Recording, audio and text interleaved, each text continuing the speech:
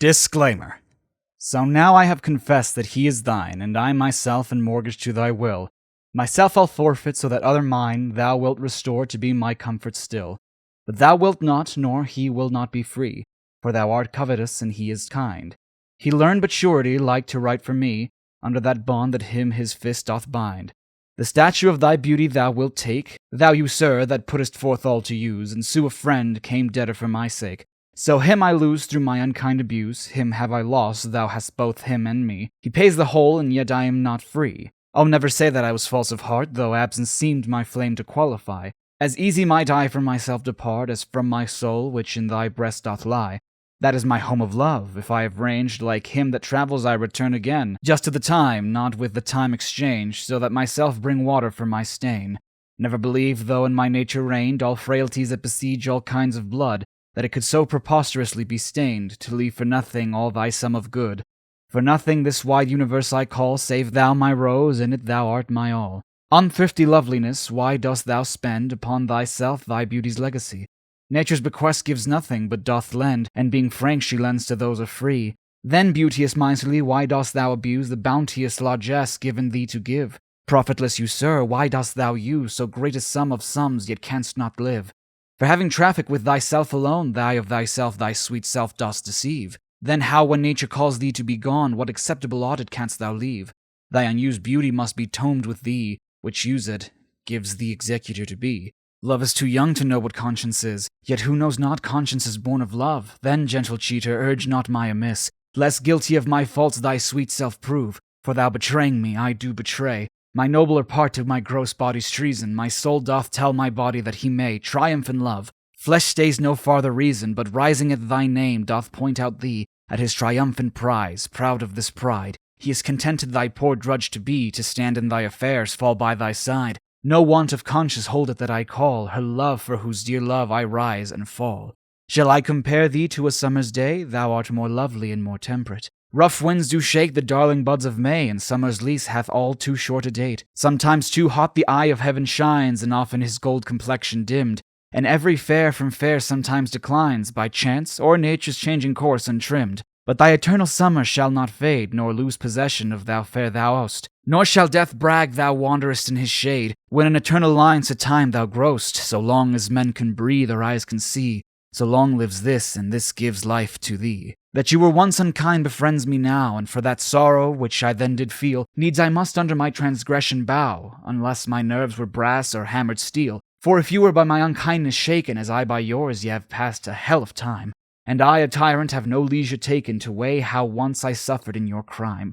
Oh, that our night of woe might have remembered my deepest sense of how hard true sorrow hits, and soon to you, as you to me then, tendered the humble salve which wounded bosoms fits.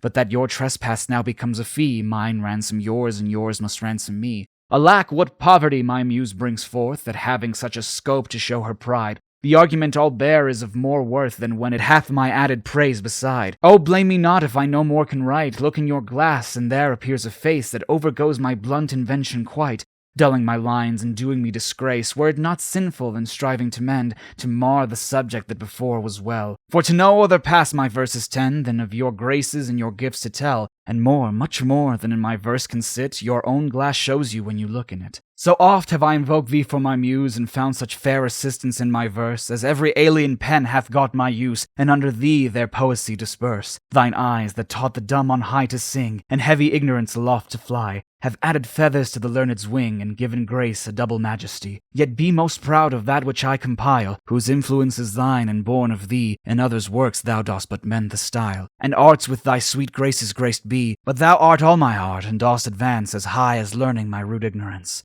Whilst I alone did a call upon thy aid, my verse alone had all thy gentle grace. But now my gracious numbers are decayed, and my sick muse doth give another place. I grant, sweet love, thy lovely argument deserves the travail of a worthier pen.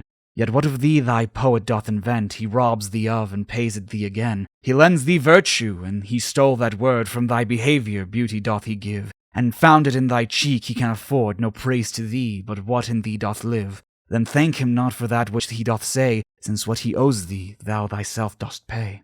Oh, how I faint when I of you do write, knowing a better spirit doth use your name, and in the praise thereof spends all his might, to make me tongue-tied speaking of your fame, But since your worth wide as the ocean is, the humble as the proudest sail doth bear, my saucy bark inferior far to his, on your broad main doth wilfully appear. Your shallowest help will hold me up afloat, whilst he upon your soundless deep doth ride. Or being wracked I am a worthless boat, he of tall building and of goodly pride. Then if he thrive and I be cast away, the worst was this, my love was my decay. Or shall I live your epitaph to make, or you survive when I in earth am rotten? From hence your memory death cannot take, although in me each part will be forgotten. Your name from hence immortal life shall have, though I, once gone, to all the world must die.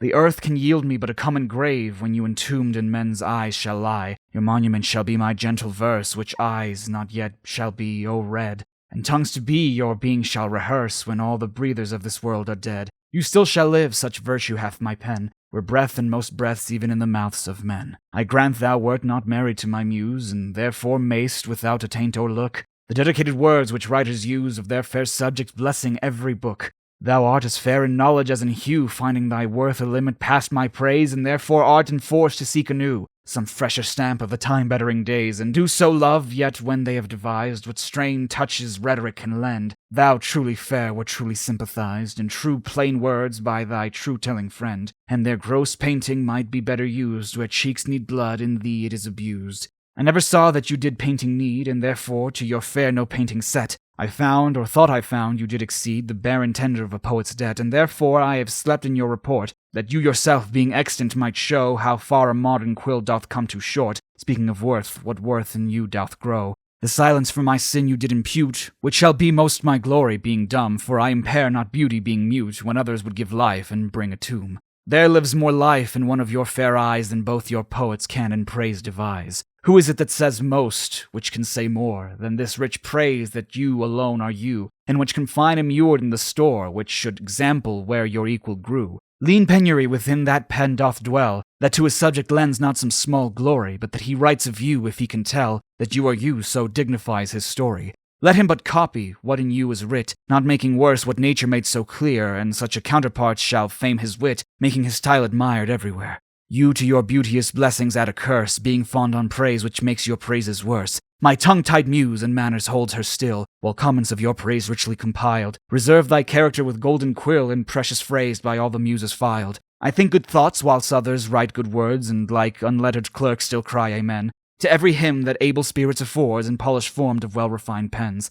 Hearing you praised, I say, 'tis so, 'tis true, and to the most of praise add something more, but that is in my thought, whose love to you, though words come hindmost, holds his rank before, than others for the breath of words respect, for me my dumb thoughts speaking in effect. Was it the proud full sail of his great verse, bound for the prize of all too precious you, that did my ripe thoughts in my brain inhearse, making their tomb the womb wherein they grew?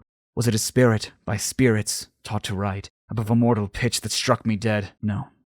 Neither he nor his compeers by night giving him aid my verse astonished, he nor that affable familiar ghost, which nightly gulls him with intelligence, as victors of my silence cannot boast. I was not sick of any fear from thence, but when your countenance filled up his line, then I lacked matter that enfeebled mine.